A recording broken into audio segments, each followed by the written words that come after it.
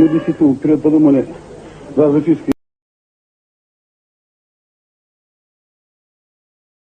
войска идут, значит, на миротворческие силы вот эти вот. Наши разъединят, значит, они между нами станут и все утянут. А уже на виду, когда уже танки показались уже, и мы не думали, что будет стрелять. Сразу же, ни с того ни с сего, даже никаких разговоров не было. Уверенно, мы свободно стояли и начали палить. А вот вы были ранены? Снаряд, осколок. Тоже? Да. Там мы рядом стояли. Когда начали российские войска наступление вести, после мирного переговора, у них были как? Рад идет с фарами.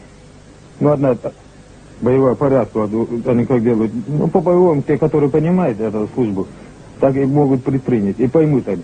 А второй, замаскирован.